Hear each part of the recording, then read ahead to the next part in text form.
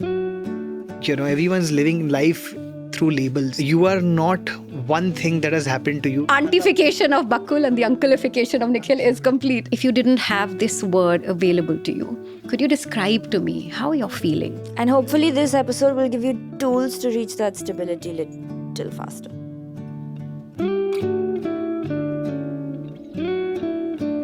Hi guys, thank you for being on my show. It's called The Curious Case of... This is Bakul. She is a clinical psychologist, and I think for me one of the main reasons that I wanted to have you talk on the show for this specific topic was also that you teach. You teach psychology students, and then there's Nikhil. Everybody knows Nikhil, master of podcasts, but also just the amount you interact with young people and the insights you have from talking to so many of them from like across the city. Y'all are many things, but that's the capacity in which I really wanted to have you guys on the show today. So the mouthful topic that I have is the democratization and or weaponization of mental health vocabulary, because both are happening. We do have a lot more words for mental health and mental health related things now. So in that sense, it's more democratized. At the same time, there is weaponizing of the language that we have. And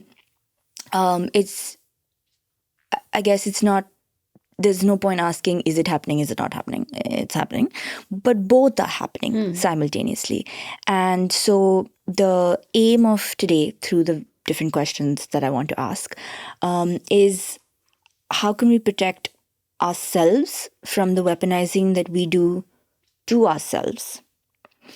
How can we protect ourselves from the weaponizing that other people might do?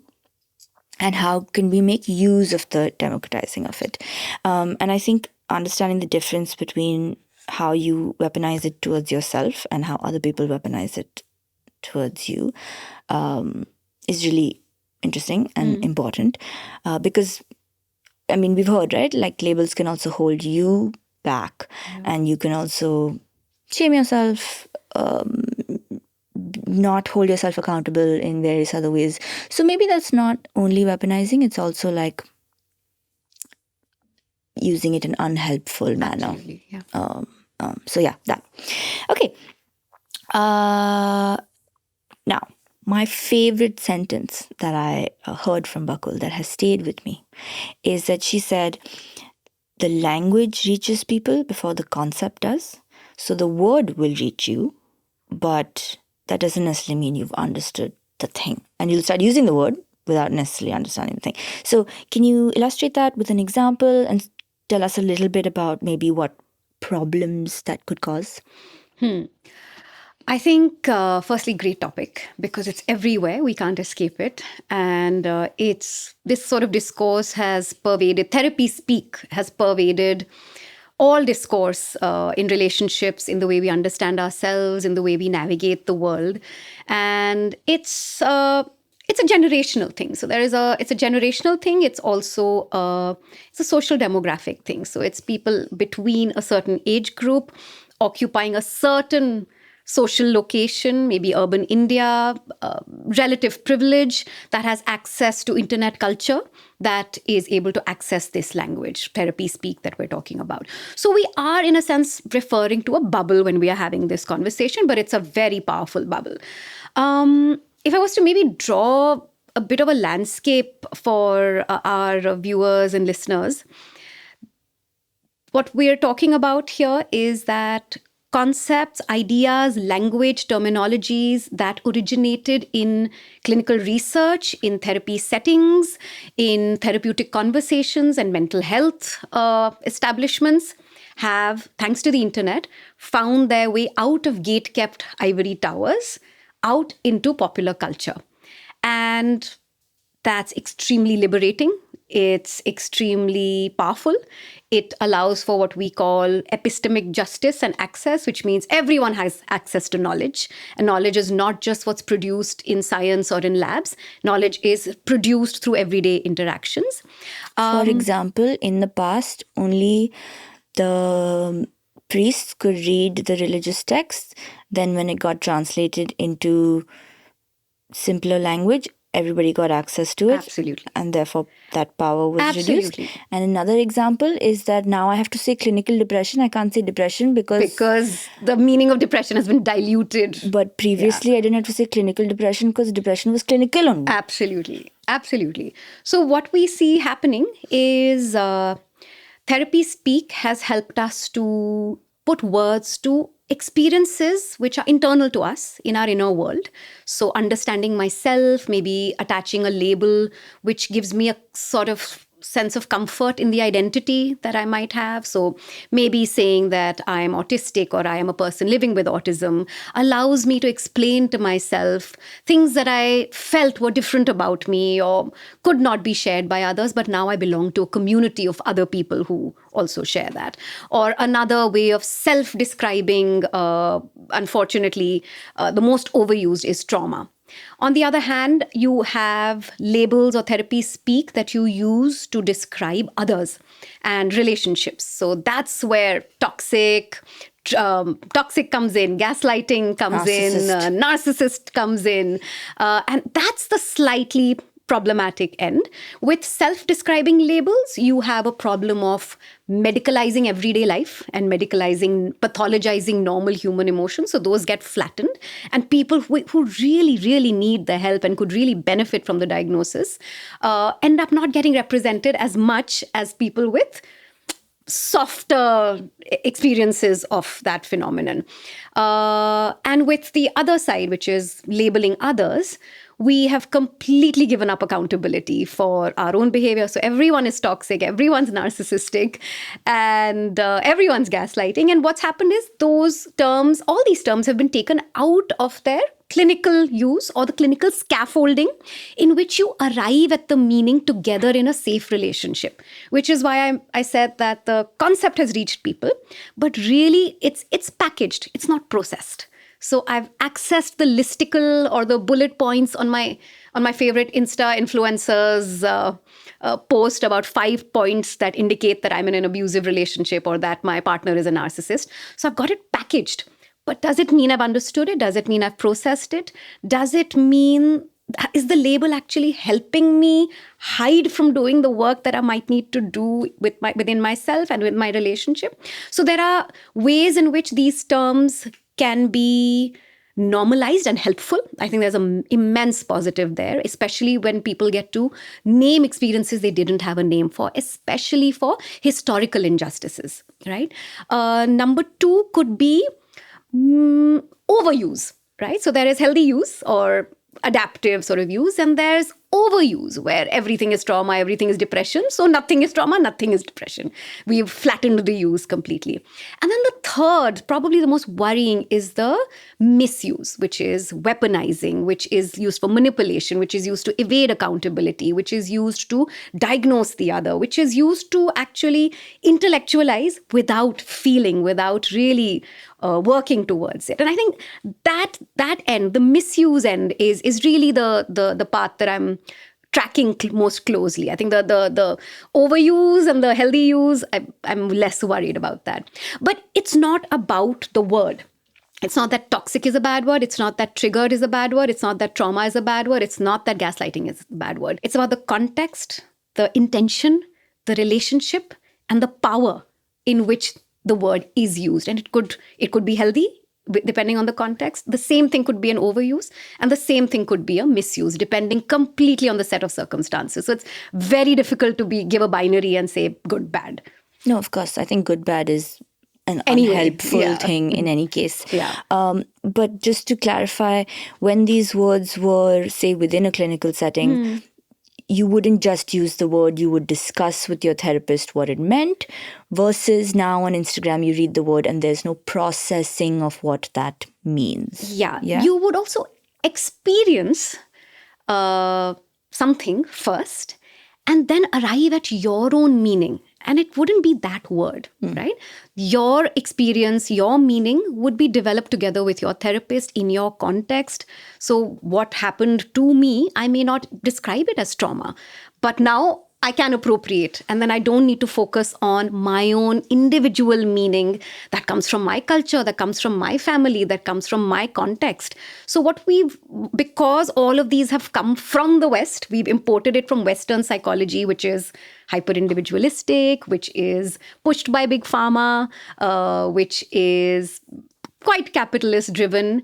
What it does is it erases local idioms of distress. It diminishes a culture's ability to describe its own aches and pains in a language that makes sense to it historically. So I think that erasure I worry about the most. And Nikhil, do you feel like you've seen this as well in terms of the words reaching a person before the concept has reached them? Yes, 100%. I do constantly now. I don't know, like you've spoken about democratization and weaponization. I will add another ization, which is like my uncleization that is happening.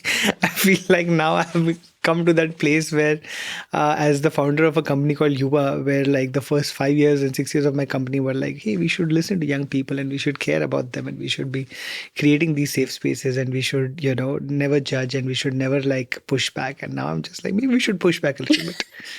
Maybe we should be just a little blunt and honest sometimes, because I feel like we have, and I hold myself accountable and responsible for it also in some ways. I feel like we have mollycoddled young people to such an extent now that their defense mechanisms are up so much that they are unable to get past them and lead real lives, like I feel like everyone's living an internet life. There is, everyone's living life through labels. I am this, I am this, I am this. You are not one thing that has happened to you. You are a product of everything that has happened to you in your life. And I feel like I see that very often now, and it scares me and it bothers me. And at least where I am comfortable and free, with the young friends I have in my office or, in my life, I am starting to kind of take their case a little bit and say that not everything is trauma. You are not triggered right now. This is not a trigger. Far bigger things happen in life for something like that to happen. And again, you obviously also sometimes get a pushback, like, my feelings are my feelings or whatever it is, right? But then you have to really start as a responsible adult who also understands mental health, who also has worked in this field a lot, who has worked with, over 15,000 young people at this point of time I've met in colleges, So I recognize and understand and acknowledge that there is very much a mental health epidemic that still goes on in this country. The people that we're talking about are still very much in a bubble, as Bakul said, a powerful bubble, but it is a bubble because outside of this bubble, there's still very, very few people who are struggling with even having these labels, because they don't, maybe they're not on the same pages as we are. Maybe they're not, using the same language. They're not listening to this podcast. They are still in their homes in conservative places in different parts of this country where anytime they speak about their mental health, they are taunted, they are bullied, they are shamed. So this is not to at all invalidate what genuine young people go through across the country, where still mental health vocabulary is also so out of reach because it is not happening. It doesn't have a colloquial subtext in the languages they speak in their homes. And because of that, it's hard for people to even explain what they're going through.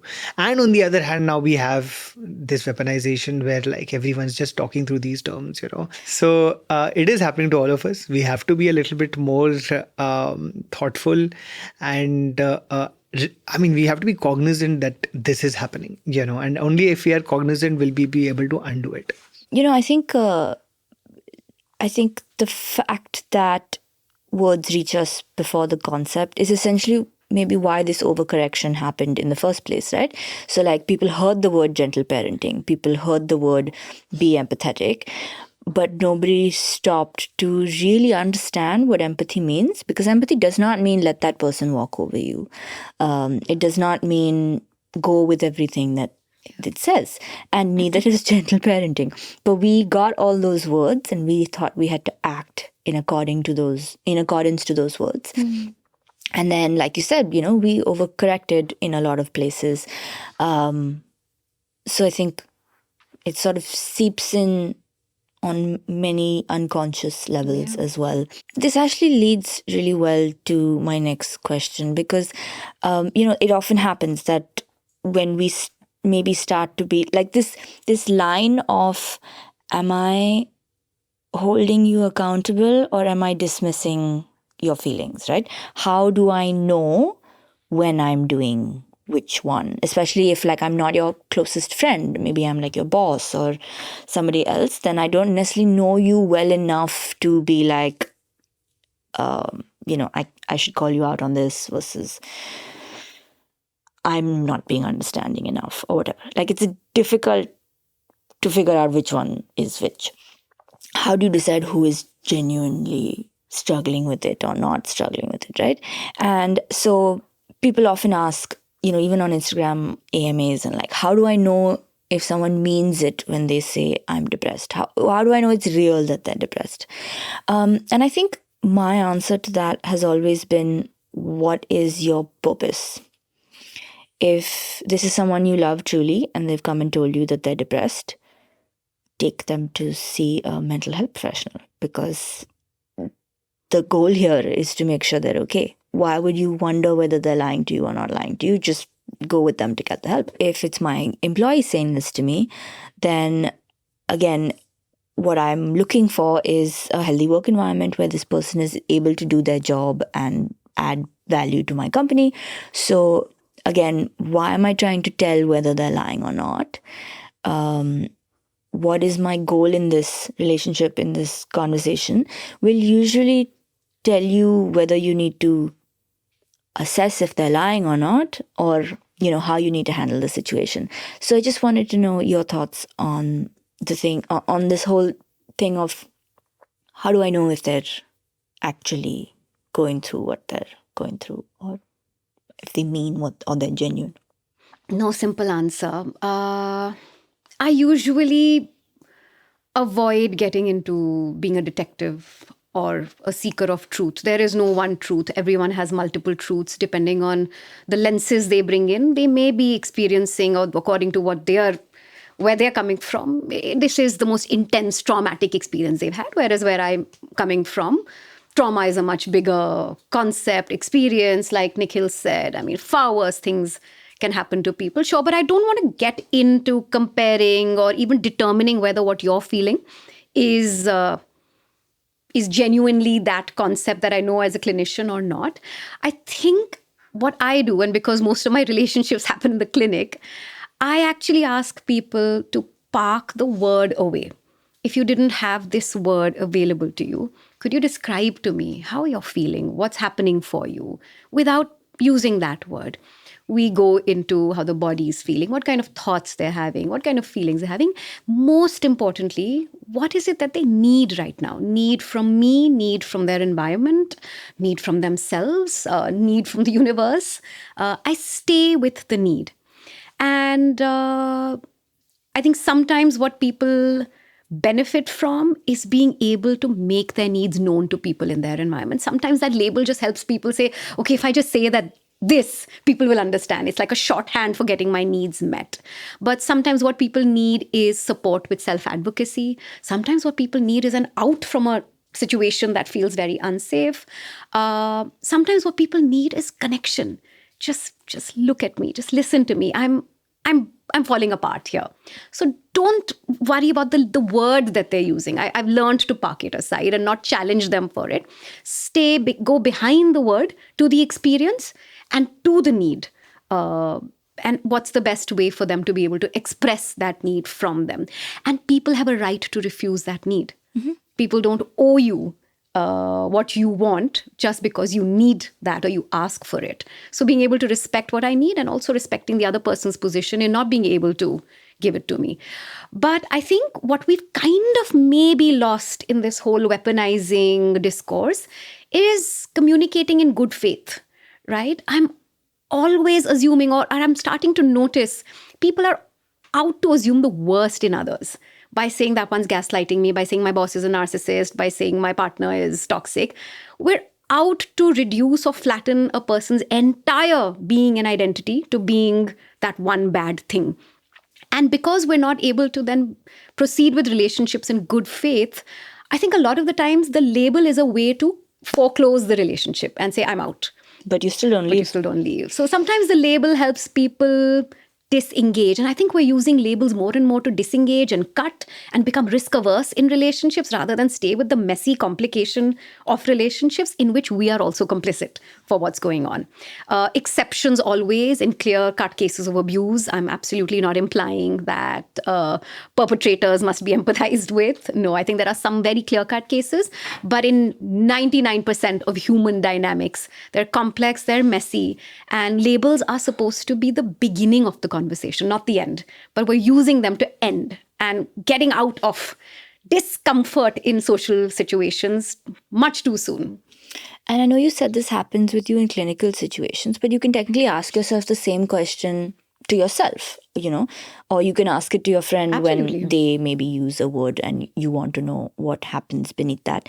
Once someone has asked me about their relationship or someone lied or something like that, I was like, is your end goal to figure out do you want to stay in this relationship?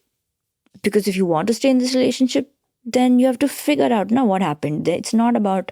And once I've said they're toxic or once I've said they're narcissistic, I have completely stripped the other person of any possibility of redemption.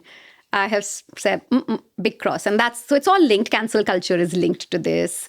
Call out culture is linked to this. We're writing people off and flattening them into they're just this one thing and one thing only. Whereas toxic parts exist in me as well.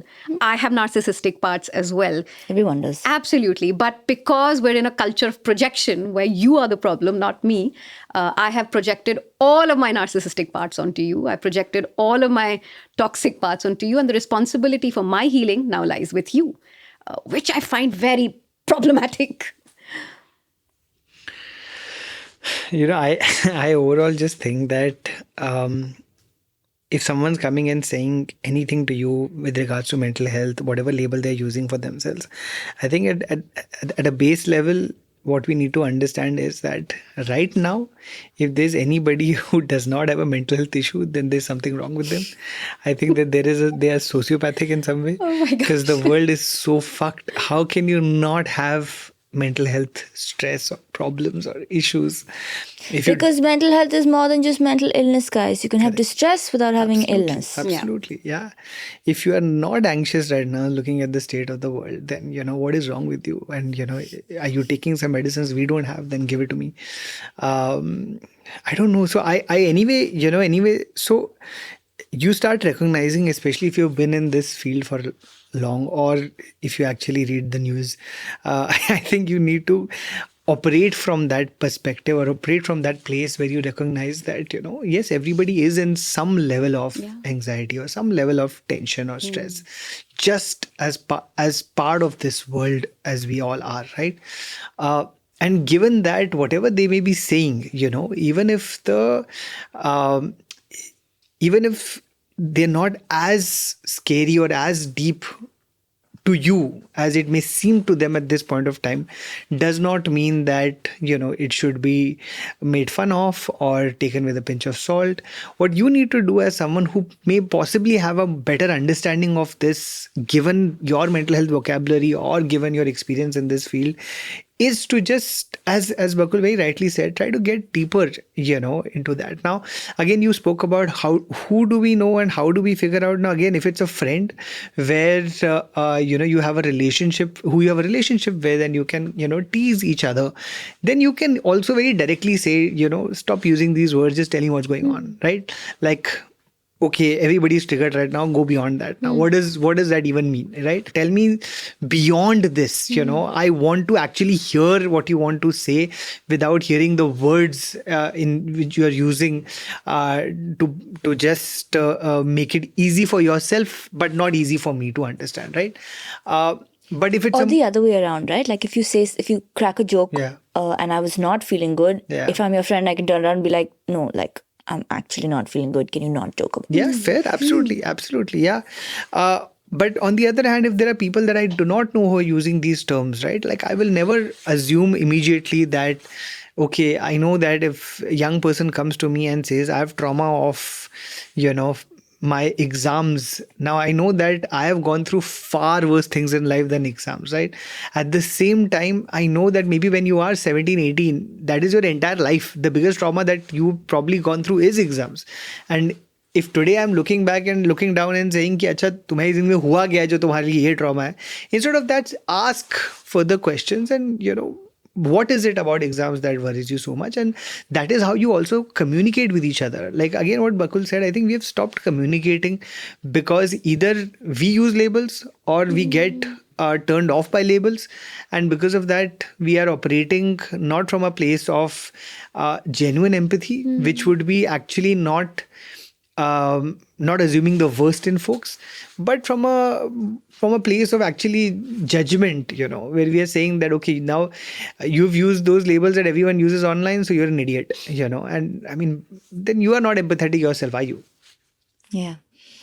And I think really the good faith thing is really an important thing to hold on to, because sometimes you have these, you feel like your parents don't understand, you feel like your child is not behaving well, and if you just stop for a second and be like, the end goal with my child or my parent or my person who I'm in a relationship with, who I genuinely love, is to make this work. So then I should move past the label and have the conversation. And I think that's what we're seeing less and less of in relationships right now. Yeah. Also because, sometimes labels get very scary, right? Like if you are having a conversation with someone who is talking about somebody else and saying, acha, they are toxic, you can still go beyond that and say, what does that mean, right? Explain. In what way is that person toxic or whatever? Is that one part of that person or is that entire personality of that person? But if it's coming to you, oh, you are toxic, then you immediately shut down as a person because you're just like, wait, that's a very big word to be used. Am I toxic? And then you don't know. There is no communication. It's such a totalistic concept, right? It subsumes anyone's entire identity. Yeah. I think that's the word that I particularly loathe, in all of the words that we have to deal with, because it is a complete end of any possibility of redemption for that person, any possibility of them having a point of view. Again, caveat, subtext is that there are some genuinely very, very malignant people who have caused deep injury and pain to people. But I think the vast masses of us are not toxic. I think we've kind of started decontextualizing situations. We started looking at things from labels rather than from intent, from interaction. And I think that's what internet culture sometimes does, right? You have to flatten, you have to decontextualize for things to transmit. Because I have to do it in 30 seconds. Exactly. Also, I think, if I may say so, I also feel like in the minds of the people using these words, these words are not as injurious or as big as it may be to the person receiving it. Yeah. So they may not actually be using it in that big, There's a trivializing of the word. way. Yeah. So they may also be using, like, now again, as I said, trauma and trigger, these have become like really casual words among young folks, right? Like, oh, everything is trauma, right? Like you don't have to actually have a genuinely traumatic incident in your life for it to have been trauma. If you've missed your bus or train or Uber in the morning, you can also be saying that I have trauma because of that. And I mean, that is the way that they communicate with each other. But if they use to someone who's older than them and say, oh, I've gotten trauma because of something that you said or whatever it is, now you might be sitting and thinking, what did I do? I've given trauma to another person. But unke zindagi mein wo trauma is everything. They're using it differently. Yeah, they're using it so differently and they're using it so casually that for them it's not as big a thing as it is for you. So there's also, again, the power that everybody is assigning it is so different. And we are all actually lost as to what do you really mean when you use what this are you word? saying versus what am I saying? thinking? What am I feeling? What are you actually using it for? What am I, is it that big? Is it not that big? What is it? Absolutely. And I really agree with what Nikhil's saying. And I also realize that none of this is accidental. It didn't just happen. right? Language is political. Language is never neutral. Somebody profits of people calling everything trauma. Somebody profits of everyone being miserable. And there was a time when trauma was only reserved as a term for devastating events, right? Life-threatening, horrific, devastating events.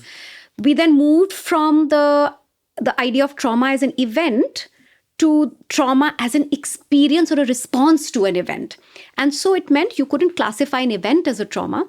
You classify a response to an event as a trauma, which means Earthquake is not trauma. How I've experienced the earthquake is trauma. But how this evolved is that first the experience, the event was defined as trauma, then it became how the event was experienced by you that became trauma, which means that two people may experience the same thing very, very differently. And then the trauma folks, I'm just going to call them that, came up with this distinction between small t and big T trauma. Small t trauma are the everyday injustices that may really wound us, deeply wound us, and may stay with us for years. So my teacher slapping me in class 5 has continued to shape my personality in a way that you could have just seen as water off a duck's back. But what I think happened is that in trying to normalize trauma, and we needed to normalize trauma and mainstream it during COVID because everyone really was showing a lot of trauma responses.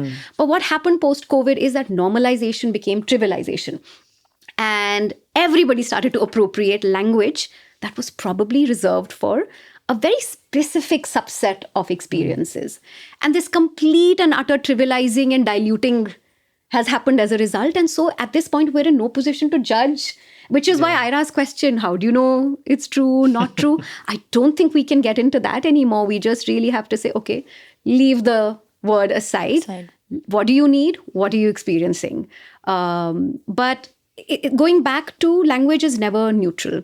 Trauma is also sold to us because the more trauma that is sold to us, the more medicines we buy, the more therapy we buy, the more big pharma profits off your distress. So if everybody has a label, so if I have a label, I can get treated for my label. I can be sold something for that label. So I'm also urging... And it can be excused, Absolutely. and like I can be, if I have a label, I can get out of tricky situations saying, listen, I have this, so you can't really say anything to me, Right. so I can also be excused from accountability. Right.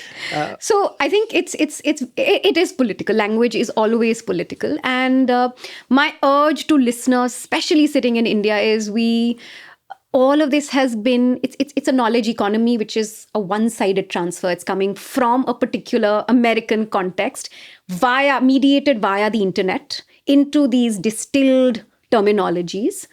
I'm not even sure they fit our context. I'm not even sure they fit This is our all Western culture. experiences.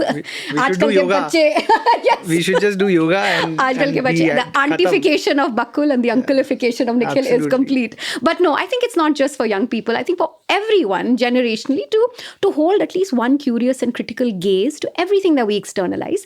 It may not map onto our context. So right now in the West, discourse is all about boundaries and cutting people off, cutting parents off, toxic person, remove them from your life, because the self is construed as a hyper-individualistic kind of project, right? We're not a hyper-individualistic culture. We are more collectivist. Our self is more relational. Our youngsters are struggling more with individuation. A young son in a family is still struggling कि मुझे पापा का business नहीं join करना है, and papa is being terrible about it. Or a young girl is actually does not want to get married but is being forced to get married. Or let's say a wife who feels uncomfortable every time her husband forces himself on her but does not have the word called marital rape, and God forbid she uses that word, right? So we're receiving these concepts, but our culture has not yet given us the permission to exercise these in relationships. So for us, I think sometimes these words help because they help us experience some kind of agency. They contain our distress when we're not feeling agentic in a particular. Our culture is one of high deference to authority. Our culture is... So just to, maybe simplify it a little, because I can't actually leave my husband, or no one will believe me or listen to me or help me out of this marital rape situation. If I call him toxic, then at least something is Something contained. is happening. Yeah, some agency, some I can't control. leave, but I can at The least language has say. contained something for me.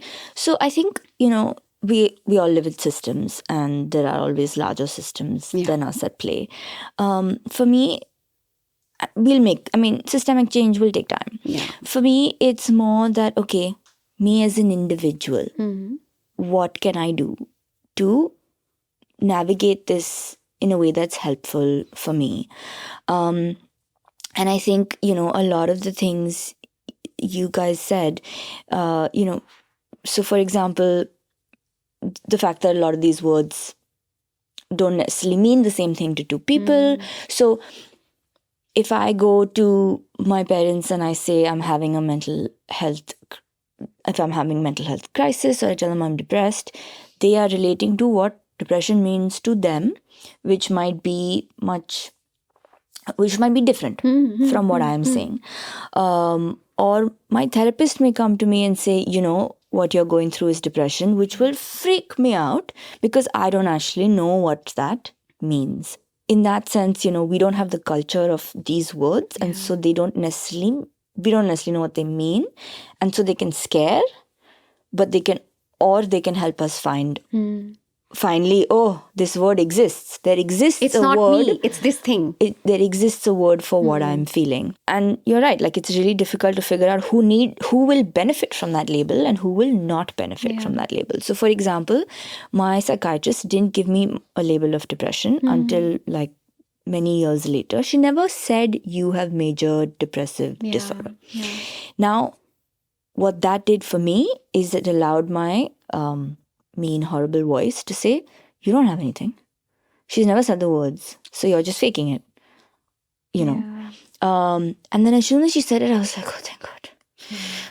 I'm not faking Thank it. God, yeah. Versus, like you said, if I go to my boss and I messed up and I'm like, oh, sorry, I have ADHD. To me, again, it's the saying it in good faith. I'm telling you I have ADHD, not so that you let me off the hook, but so that I tell you this is why it happened, and I'm going to do X, Y, Z to make sure it doesn't happen again. Can you help me in this manner, or accommodate for me in this manner? So, I feel like we're not taught to operationalize the things that we can do in this situation. How is a person who's from, say, the previous generation supposed to know how to respond to, I messed up because I have ADHD, sorry, you can't expect better from me? It's not necessarily that the kid is trying to be malicious either. They're scared that they've messed up and they want an out, which is a natural response from everybody on the planet. Growing up means that you start taking responsibility and accountability for your mistakes. But until then, everyone wants to hide from their mistakes. If, say, the boss is taught that you can be compassionate towards this person for their ADHD, but still be like, okay, you have it, I get it. What can we do to make sure that the work doesn't get hampered, even though this is something that you're struggling with? And so I think if we can sort of, maybe with examples or things like that, help people operationalize how to use these labels, how to avoid them being used against us, and things like that. Because like one definite clear thing is try and move past the label. In the situations where it matters to you, have the deeper conversation. That is one definite way of figuring out what that label was actually doing. Is it helping me? Is it not helping me? What does that label even mean? So then one is just put it aside, understand the function of it and the need you have. Get to the need. Correct. Now there'll be some situations where I don't have the relationship with the person to sit and have that conversation, because it's going to be like a proper sit down conversation, right? So in that same sense, I wanted to know if you had more examples, Nikhil, of like times when people have used this language to bypass accountability. And this is not about good or bad or right and wrong, right? Like, also a lot of times systems are doing things to us we don't even realize that they're doing. So it's not like, oh, ha, you got tricked by the system. No, we all got tricked by the system. Yeah. But let's take a pause and see what we are doing, what maybe we are doing without realizing that we're doing it. Whoever made us do it, it's happening now. Na? So now in my life, how do I make sure I don't get entrapped by these things? So would you be able to give us some more examples of things people can look out for in the way that it's where they may be shirking off accountability based like from the things you've Honestly, heard? like, it's not for me to say because I don't actually know the severity in the person, right? So, what I have seen is intent. I've always looked at intent behind these labels, right? If someone's using a label, is there intent, as you said, to shirk responsibility, or is there intent to communicate something that they're going through? And just so that I'm aware of it. And in the best people that you meet in the, again, who operate in good faith and, who you have a good, whatever, even if there's a working relationship or a professional relationship or a personal relationship, if they are communicating something to you using labels and but they are decent people and you know that this is just something that they are saying to you, so you are not judging them, or you have the complete information of them as a person, you will know it because you know how they operate otherwise, right? On the other hand, if somebody is anyway not someone who works very hard, or again, I'm talking about in a professional relationship or in a personal relationship, someone who's anyway not been like the best person to be friends with in some way or whatever, or be an acquaintance with, if they are coming and saying to you, okay, this is the reason for that, now there are two ways for me to think of it. Again, without judgment, I can be like, oh, I understand now, maybe this is the reason why it's not been a smooth sailing in this relationship. But again, I can't actually assume that this is a label they're using only to shirk responsibility. Maybe it is that severe in their case, and in that sense, then I should be the last person to be judging, given that I am a mental health advocate myself, right? So I can't assume. But that doesn't mean you have to stay friends with them. Yeah, but that is the second part I was coming to here. And if it is, like, I think my journey with mental health has now been to a place where earlier it was all about trying to be empathetic to the mental health issues that others have, to recognizing that sometimes the mental health issues that others have can actually be a burden to you, that can actually come and be unhelpful or difficult for you to process, or make, or actually be actively unsafe for you in whatever way possible, right? And then you have to look out for yourself and your mental health, right? And in those situations, it is important to kind of figure out how do you take a break from this person while they figure this shit out, right? And again, actually, I've seen the most responsible people saying that, okay, I have this issue. Like there was someone, who we had hired, at Yuva, who had come in and said that I live with this condition, and they were really good at their work. We said, of course, as long as you can manage it, it's all good. And after a few months, they came and said, now it's becoming very severe. I think, I need to take some time off. Now, they themselves were cognizant enough to be able to say that this is not going to be helpful to the company if I continue coming to work. I had in fact communicated and said, you take some time and then come back to work. And they said that I don't know how much time it might take for me. And then I said, okay, this is, if you really feel like this is the way forward, that's completely fine, and I really respect that. So there is, and again, I've seen again, the people who truly understand what they're using these labels for with the best intent, they are. And so I feel like a lot of the times it is about the person. Having said that, I can't assume the severity, because there are certain people who might be going through something really intense but may not actually have the vocabulary to explain how intense it is. And then there are certain people who are using labels to not, for a feeling that might be different from what they're using, but again, they may not necessarily know how to explain that feeling to you. So they might use one label, but actually there's something else going on with them, right? So you can never assume the worst in people when it comes to mental health, and I feel like that is a very slippery slope. What you can do is you can watch out for your own mental health, try and make sure that you create these spaces where people are able or are feel safe enough to be able to say these things out loud. As an example, where it's so interesting that you mentioned that your psychiatrist took a lot of time for you to mention that you have depression, right?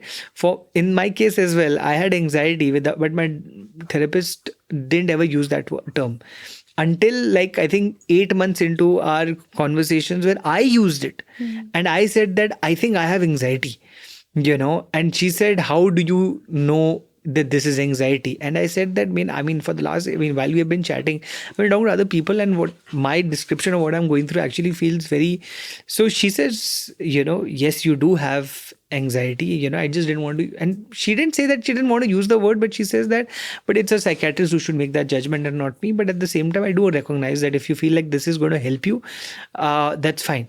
But then she's also told me many times after that, because I think she also recognized my own propensity of being using this word multiple times, because when you are anxious and you kind of keep saying that out loud, that I have anxiety, it sometimes makes the anxiety grow further, because if you're not learned how to deal with it at that time, and you label it very quickly, you get anxious knowing that you have anxiety. So it's a self-fulfilling prophecy. It's a thought spiral that kind of goes nowhere. And again, that framing that you had to change to say that, it's not that you have anxiety, but you're feeling anxious right now. Exactly. Say that versus saying that you have anxiety, so which is why she was not using these words for a very long time. But when, of course, I became healthier, and I was able to manage my anxiety better. That is when she said that, I think that now we can say, yes, you've had very severe clinical anxiety, the reason that I was not saying anything is because I didn't want you to use these words, uh, because they might actually be a burden on you. I think, examples is really when it's most helpful to people, because we are also just using words that may not culturally resonate with people at all, right? So that's why I think speaking in examples is something that I always prefer. It also, makes it less accusing or any of those things, because I'm always worried about I'm a mental health advocate, so how am I supposed to tell you no, without sounding like a horrible person? And I'm only saying that because I feel like it's being unhelpful to you, right? So do you think you guys we could just come up with some examples where using a label for yourself is holding you back? It's coming in the way of you being able to get better, because you're feeling like you don't have any agency in this situation. Examples where using a label has been very helpful. Yeah. From the people in your life, from the stories you've heard and things like that, because it's literally not about blaming people. A lot of people were not taught this vocabulary. A lot of this vocabulary is not from India in any case. So how is anybody supposed to know it? A lot of people find it very helpful. And if I care about you, I would like to be able to help you, but I need your help to be helpful to you. Which is also very difficult. If I'm struggling, how am I supposed to help you help me? Right? But I think if we can give people examples of what shirking responsibility looks like, what an unhelpful label looks like. Like, what is it actually doing to my day-to-day life? Yeah. If I am saying, like you said, if you are saying I have anxiety and that is affecting your day-to-day life because you're feeling like, oh, I might get anxious when this happens. And that happened. Like, I got scared of my depression. Yeah. Right? I developed travel anxiety because I was like, what if when I'm traveling, I get a depressive episode and I fall to the ground and I cannot move, the airport will eventually pick me up and leave me outside, and then I'll die because I don't have I the had the same physical. thing. I literally had the same thing. I cannot pick up my phone and message someone saying I'm here because I Yeah. don't have the energy I found it so scary to travel at that to time. pick up the phone and let someone know that I'm on the side of the road. Please come help me. Yeah.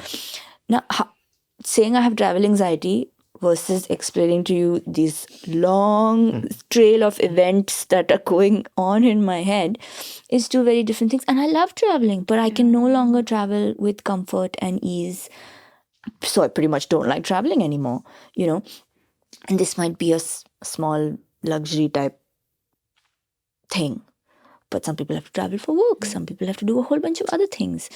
So if we can sort of just share examples of times when it's been helpful, when it's unhelpful to the other person, but also to yourself. Like, how do I catch myself being unhelpful to myself? Yeah. Because I'm lost, so I'm going to Instagram, and Instagram is helping me. I can't go read a long research paper that I'm not understanding, right? So Instagram is sort of giving me information in a way that is slightly more palatable to me. But it's not putting any guardrails. Instagram is doing whatever it wants to do. So I need to learn how to put guardrails for myself. I think one example that's coming readily is this whole business of I have ADHD. We've seen a massive trend, I'm not going to call it epidemic, but a massive trend in the increase of diagnosis of ADHD, especially by adults in adulthood, with or without any precedence in childhood. And ADHD is a neurodevelopmental disorder, which means it has to have been present at birth and visible by age 6 or whatever. And you should have had experienced its impact on your functioning as a young person as well. But we do know now that girls especially mask a lot, they compensate a lot. So the diagnosis of ADHD in girls in childhood is completely missing. The data is all from boys. It's thought of, for the longest time, it was thought of as a male disorder, but now more and more we have stories of women who were misdiagnosed as borderline or misdiagnosed as bipolar, whereas actually there was a neurodevelopmental vulnerability, and ADHD might have been a slightly more apt diagnosis. And this is a generation now of millennials, and also, of course, Gen Z, but for different reasons, who are now self-diagnosing and saying, oh my God, I have this. And suddenly you have a bunch of people between the ages of 13 to right now 45 who are dealing with the reality that very possibly all that they thought was wrong with them, all the forgetfulness, all the sense of disorganization, all of the not being able to execute and plan, could be pinned on this label of ADHD. Now, why I use this example is because a lot of us in the workplace and even in relationships have started to use, but I have ADHD as a label, sometimes as a cop-out, sometimes as a bid for connection, sometimes as a pathway to self-advocacy. It could mean different things in different situations, even for the same person. So there are people who genuinely would have benefited from an assessment in their lives when they were younger for ADHD, genuinely could have benefited from a diagnosis, probably made more appropriate career choices, wouldn't have burnt out due to masking and exhaustion and overwhelm because it was just nobody had permission or language to describe this kind of neurodiversity that they were, the neurodivergence they were experiencing. Equally, though, you see that while the label of ADHD may be really helpful for someone to say, oh my God, it's not me, the utter disorganization, the perpetual overwhelm, the forgetfulness, the haziness, the chaos, it's not all me, it's my brain, and all brains are different, and I'm just wired differently. And I think that's been the neurodiversity movement has been brilliant in that sense. It's allowed all of us a place to exist on the spectrum of diversity as far as brains are concerned. Where I feel like sometimes it's not very helpful is when you reduce your identity to the label. And the label starts to determine, rather than your ability determining, your label starts to determine how far you can go and what you can and cannot do. And so that becomes learned helplessness. I cannot do this, I have ADHD. Right? And that may be true. It'll be harder for you to do, and we'll have to figure out another way for you to do it. And of course, there are going to be aids, adaptations, hacks. You will figure it out. But I can't do it because I have ADHD has started to become a bit of a common refrain. Sometimes what labels do is put a ceiling on our ability and our ability to even push through our limitations. And recently I'm noticing, and my auntification is now complete, I do believe that because of toxic positivity, resilience, emotional steadiness, emotional robustness has started to get a bad rep. Anything that's uncomfortable, anything that requires pushing through has suddenly become, no, can't do. So ADHD is kind of falling into that. Yeah. It's becoming... I see a lot of people using it as a plea for self-advocacy and saying, I can do it, but here's the support I need. And then some people saying, I have ADHD, I can't do it. And they genuinely believe they can't do it. That's kind of the sad part, right? Because maybe you could, and you just need to try a little bit more. And I think in different ways, perhaps, or maybe figure out what works for you at what time of the day.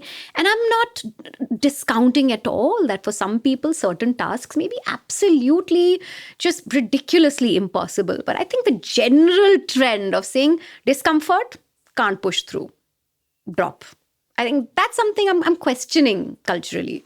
In the break, we were also talking about how there's been a generational overcorrection. We come from a history of our parents, grandparents, possibly survivors of the partition, first generation nation builders, extremely hard material circumstances, probably built everything from scratch, and survival was the only thing that mattered. So, of course, there was no room for vulnerability and sitting with vulnerability because God forbid you admit to yourself that you're depressed. You will not be able to survive. You have to get to work the next day. And that meant that generations in India were raised on a diet of vulnerability or naming suffering being forbidden. Tough love was the way we were all raised, probably with a few beatings here and there if we were lucky, then only a few beatings. But I think with newer generations, there's obviously, understandably, there's been a historical overcorrection. I think millennials were the first to start thinking about we want to raise our kids differently. Or even like the generation between the boomers and the millennials said, okay, we're going to make life slightly easier. What I suffered with, or the fact that I was forced into things, pushed into things, I don't want my child to go through that. And I think when you give people room and permission to experience their feelings and their inner world after suffering, after generational repression, I think what's going to come out is not just their own. Their parents, their grandparents, sabka badla lega Faisal. It's all going to kind of come out. So I think it's a bit of an overcorrection that will probably take some time to stabilize. But going back to... And hopefully this episode will give you tools to reach that stability little faster. Absolutely. And I think I want to also remind everyone that psychology, psychiatry, these are very young and new sciences. In fact, their status as a science is also quite questionable because there is so much subjectivity in both the disciplines. And not to say that subjectivity can't make for a empirical scientific project, but I think the frame or the episteme of science is a little different in psychology and psychiatry, which means that culture influences what comes out of this science. So till about 40 years ago, being queer was abnormal according to psychology. Thankfully, we've learned from our mistakes, and hopefully the professions will also now make reparations to the damage they've done. But this is to remind everyone that what you receive from the field of psychology and psychiatry is a cultural artifact. It's happening in a particular historical era informed by a certain way of thinking about things, certain material conditions, post-war, colonialism, capitalism. All of these isms are influencing the knowledge.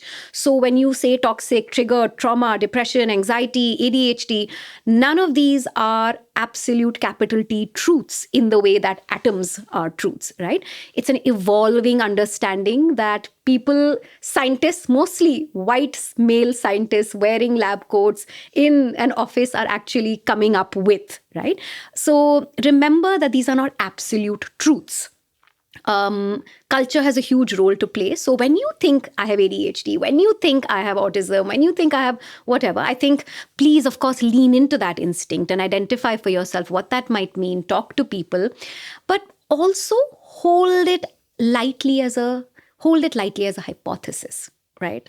And also, a lot of people don't know that there is a lot of work happening in India now, and you should be following those pages and seeing the kinds of psychological interventions that we are designing for our cultures. Absolutely. Instead of, I mean, you can follow the Western Instagram also, but start following the organizations in India that are working in mental health. It'll be more contextual to you. The landscape and the canvas of mental health is much wider than therapy speak. So engage with it, please.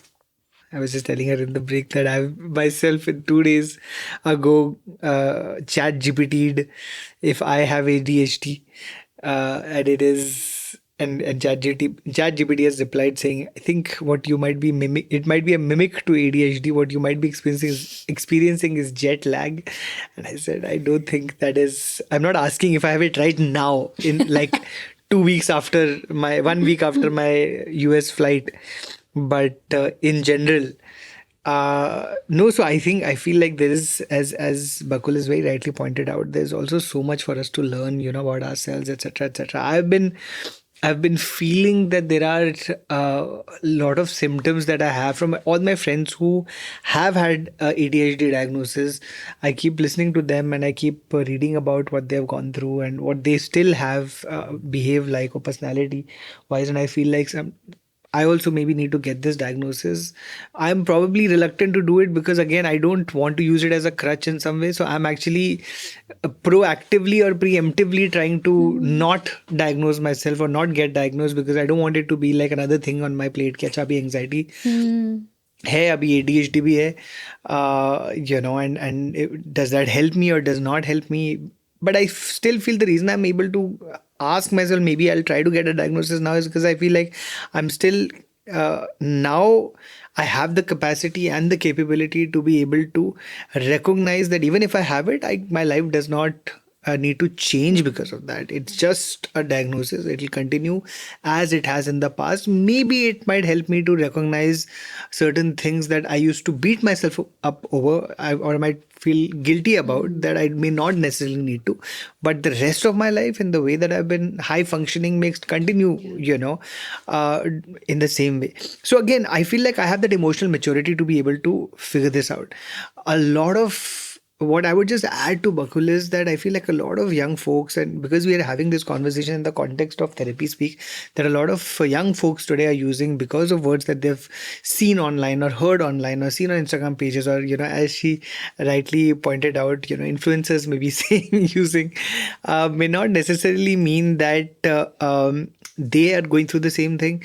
It may not necessarily mean that even if their symptoms are the same, they are also in the same boat as them. Maybe it might be still the same diagnosis, but the severity might be different because of the spectrum that everybody has, which is extremely different for different people. What I would just add to that is that, there's a friend of mine who's also himself a creator influencer, but he said this wonderful thing once on my show, Bia Manyar, where we was having a conversation about anxiety and mental health. And he said, a very introspective way, he's like, yeah, we've been constantly told that it's okay to not be okay, but I also feel like at this point of time, we need to learn that it's okay to be okay, which I feel like is a really important context that we now need to start adding to people. That yes, it was okay not to be okay when not being okay was judged, shamed, bullied, mocked, but if you are living in this privileged bubble where people are not going to mock you for that, people are now a lot more understanding, you owe it to yourself to be okay. You can't use the label as a paralysis, which I think is what is happening right now. A lot of people are getting frozen and not able to go about their lives because they feel like, they're using it as a crutch. They're using it as this idea that because I have this label, I am this thing. You are not. You just have a label, but you are a lot more than that label. You are, just because you may have anxiety, like my therapist pointed out, just because you may have anxiety does not mean that you cannot go about doing your work. In fact, I remember I had a question after when I had severe clinical anxiety. One of the things that I asked her, when I was really in despair, was, will it ever end? Will I ever be in a place where I will never have anxiety? And she told me, she's like, I don't think it works like that, right? She's like, you will probably have anxiety across your life, but you will learn how to manage it.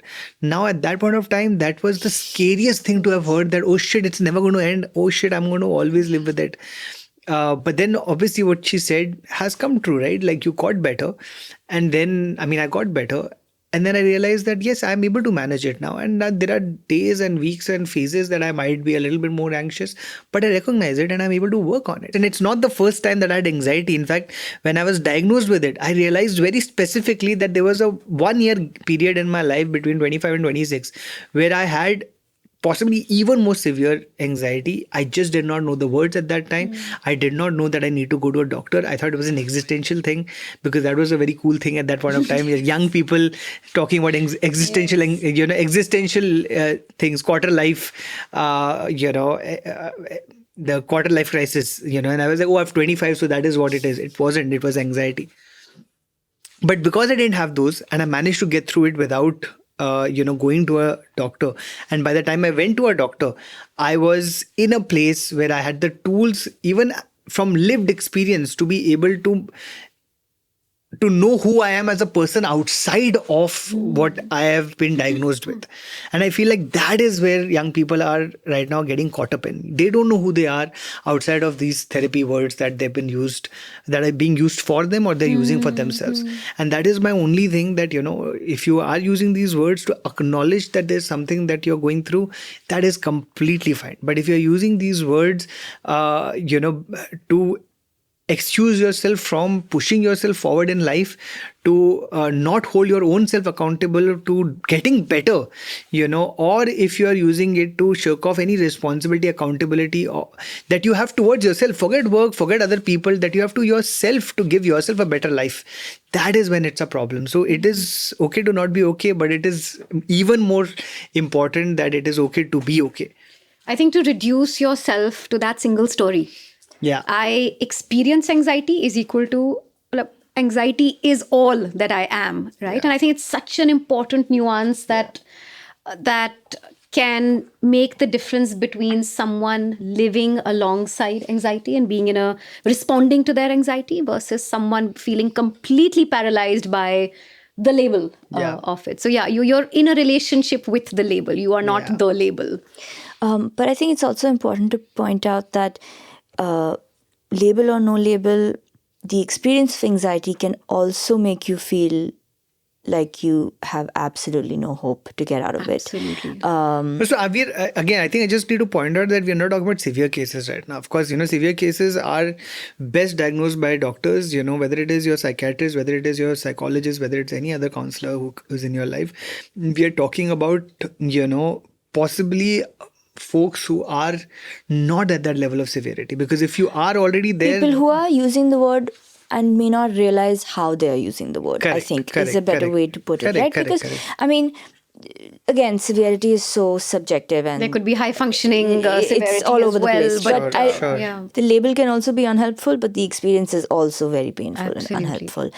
To end one is, when you're confused, put the label aside, find out what's underneath it, and also hold it lightly. Hold labels as a hypothesis rather than the truth, because even psychology, psychiatry are not capital T truths. So that is point number 2. And I think, as Nikhil said, the idea is you want to feel good and you want to do better for yourself. So it's unhelpful if you use it as a crutch only for you, like forget everybody else, right? And I think it is not okay to be not okay, because it hurts to be not okay. Why should anybody be okay with not being okay? It's really painful. It's not shameful to not be okay, but it's not okay. please don't let yourself just be not okay. It's also a testament, I think, very sadly, a testament to how perhaps the only thing that elicits compassion and validation Is if we from say we're not others, okay. if we must. It's a testament to perhaps how cold and distant we are becoming as people, that the only time we might offer compassion, validation, empathy to someone is if there's a label, which is why during the pandemic you had throngs of adolescents on TikTok saying, I have depression, I have anxiety, I have this, that. And I They feel like just people just wanted- did not know any other way to get people to listen, to offer compassion. And I we're think still talking about a very privileged subsection of society. very extremely. Because beyond that, there is still these words that are not being used. Beyond that, you're still shamed for. Absolutely. Or it is a very scary thing to say out loud, because, the people around you will really, at best, they'll pity you. Yeah, At worst, best, yeah, exactly. at worst, they will not believe you and think of it as an excuse, and make your mental health issues much worse than they were Absolutely. when you started out. So within this section, which has this understanding, I think that, as you rightly pointed out, we need to go from a place where we were establishing that yes, it is okay to talk about your feelings, to now where we have overcorrected to say that everything cannot just be like labels and feelings. We need to really go about living our real lives. Our lives cannot just be about this therapy speak. It has to go beyond that. What you're doing in your therapy sessions isn't your life. You have to lead it. And the internet is not life. Yeah, and the internet is not life. You have to lead your life, and experience these, all these feelings firsthand, instead of just talking about it, And I feel like that is where we have all shifted. There is so much talk of feelings, but we're not actually feeling them. Yeah, we're not sitting with those feelings. We're not actually feeling them. We're not living with them. We're not, when we have pain, we want to really quickly talk about it In or fact, write that's about what it. happens in therapy. These words came out of the clinic, came into the internet, and from the internet have come back into the clinic. And how they come back, how they show up for me is the person who comes to me has already packaged their distress Correct. into words and Correct. labels, and wants only that to be the Yeah. work of therapy. Yeah. There's very little scope for me to challenge, to process. I see now a lot of intellectualizing in therapy.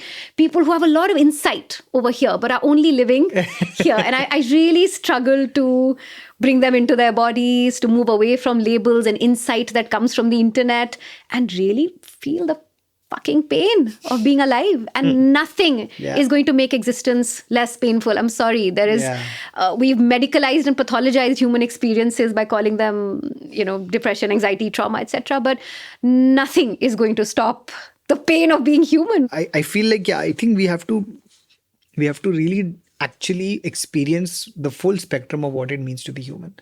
And to do that, whenever you go through this a big emotion, instead of first, as you said, trying to intellectualize it, instead of first trying to therapize it, instead of first trying to point out what it is, and then let me go and talk to someone about it, or let me go and write about it, make a post about it, make a reel about it. You need to first sit with it, feel it, experience it, and be okay with curious it. about Yeah, it. be Ask curious what it about wants it. of Be you. Ask okay what with it, because big emotions are what is going to make you recognize things about you that you probably did not know before that. You are going to grow as a human being by having these big emotions. So again, instead of where labels are helpful and empowering is when you're struggling with something for a very long time. Yeah. But if it is the first time you felt something, don't immediately try to kind The of everyday, Yeah. the everyday aches and pains and cuts and bruises of being human don't need a Absolutely. label. Absolutely. They just need to be lived, I think. Yeah. Thank you so much, guys, for this conversation. Before we end, we do this at every episode where the idea one of the ideas at Agatsu that we try and encourage is perspective shifting, which is a little bit about what we were talking about right now. So the idea is that only from this morning to now, you have to write at least one thing that didn't go badly. So it doesn't have to have gone great. It just didn't go badly.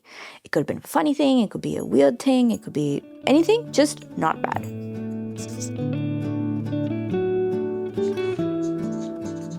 Okay, done. My husband came home from a trip this morning, and everybody gave me a hug today. Oh, it's very sweet. I felt only 30% mom guilt about traveling away from my kids and being away for 4 days, as opposed to the usual 85%. Growth. Yes.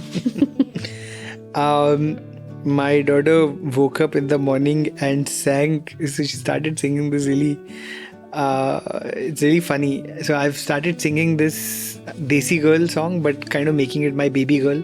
So singing my baby girl, girl, girl. And then now she started singing girl, girl, girl, girl. So now even if I don't sing the song, she just wakes up and girl, girl, girl, girl, girl, girl, girl, girl. So it's just she started doing that in the morning again, which was amazing. And then my Uber came on time. Nice. So that was quite surprising. Like, it just reached so quickly. Nice. Thanks, guys. Thank you. Thank you for watching The Curious Case Off with me. In the description below, there will be links, further reading, summaries, guidelines, resources, everything that we could find and put together that we think you might find helpful. Just to reiterate that everything that is said in the episode as well as in the resources below should not be used to self-diagnose. If you have any questions or queries, please reach out to a mental health professional who is qualified. And if you like the episode, then like, share and subscribe to Agatsu Foundation, our YouTube channel. And if you want to know anything more about the organization, then you can find out at www.agatsufoundation.org.